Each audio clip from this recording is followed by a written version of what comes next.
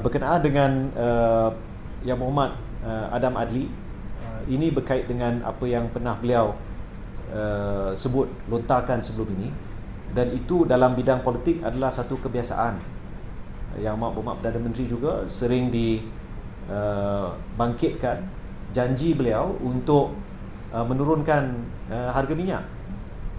Ya, jadi mana-mana ahli politik biasanya akan diingatkan dengan kenyataan yang pernah dibuat sebelum ini. Tan Sri Muhyiddin Yassin, Yang Berhormat Tan Sri Muhyiddin Yassin sering diingatkan tentang kenyataan beliau menyebut PAS sebagai parti ajaran sesat, sebagai contoh.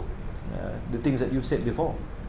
Jadi bagi saya itu adalah satu kebiasaan, dan UKIP dalam menggalas tanggungjawab sebagai Timbalan Menteri Pendidikan Tinggi, Yang Berhormat Adam akan dapat lebih banyak ruang untuk melihat apakah cara terbaik untuk melaksanakan apa yang beliau sebut sebelum ini, sekiranya ia dari segi keuangan, dari segi pelaksanaan mampu dilaksanakan.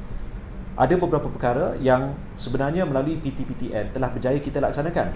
Contoh, hasrat untuk memberi pendidikan percuma, yang mana sejumlah penerima bantuan PTPTN yang cukup syarat dari kalangan B40 akan diberi pelepasan daripada membayar balik hutang PTPTN. Jadi ini adalah sebahagian daripada usaha pihak kerajaan.